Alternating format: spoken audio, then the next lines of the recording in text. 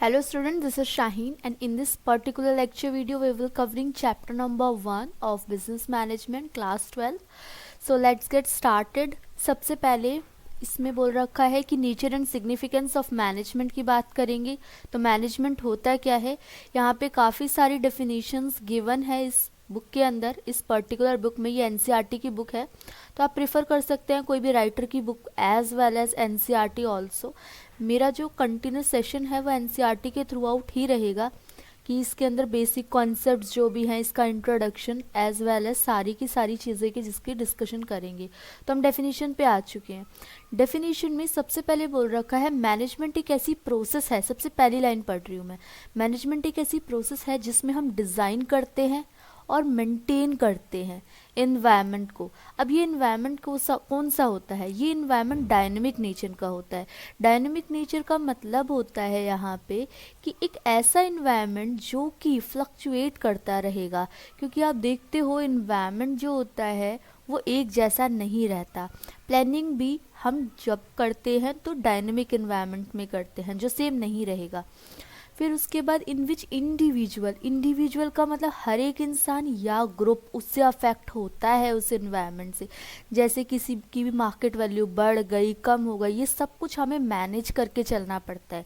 घर अगर हम इंडिविजुअली घर के पॉइंट ऑफ व्यू से लेके लें तो भी हमें इसको मैनेज करना पड़ेगा, और अगर ग्रुप्स के बेसिस पे लोगे, ऑर्गेनाइजेशन के पॉइंट ऑफ व्यू से लोगे तो भी आपको मैनेज करना पड़ेगा। ये कहा था हैरोल्ड कून्स ने।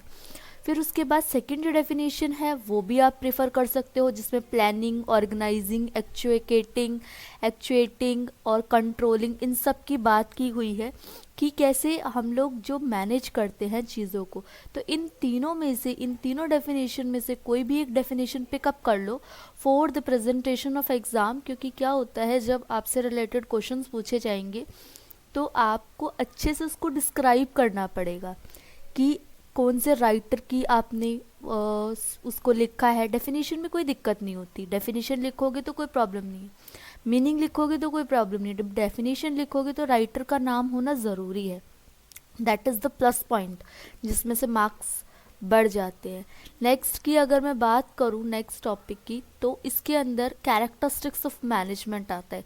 कैरेक्टरिस्टिक्स ऑफ मैनेजमेंट से पहले एक और टॉपिक है इफ़ेक्टिवनेस वर्सेस एफिशिएंसी।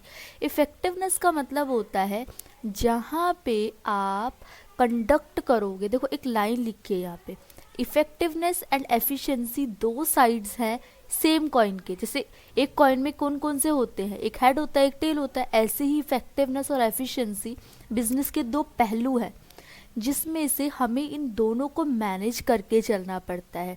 अब इन्होंने एक एग्जाम्पल के थ्रू हमें समझाने की कोशिश की है कि इफेक्टिवनेस और एफिशिएंसी है क्या। जैसे कि it is easier, for example it is easier to be effective and ignore efficiency. ये बहुत ही आसान होता है इफ़ेक्टिव होना और इग्नोर कर दे हम एफिशिएंसी को। जैसे मुझे एक टास्क मिला, मैंने उस टास्क को जैसे तैसे निपटा दिया, लेकिन ये नहीं देखा कि उसमें कॉस्ट कितनी आई है। तो ये वाला जो पॉइंट होगा इसके अंदर हम क्या चीज़ इग्नोर करेंगे, आगे पढ़ते हैं। Suppose a company's target production is 5000 unit in a year. To achieve this target, इस टारगेट को पूरा करने के लिए मैनेजमेंट ने क्या किया, मैनेजर ने ऑपरेट किया डबल शिफ्ट में और ड्यू टू पावर। उसके बाद failure most of the time the manager is able to produce, उसने 5000 यूनिट्स को प्रोड्यूस किया, लेकिन जो कॉस्ट ऑफ प्रोडक्शन है वो ज़्यादा आई।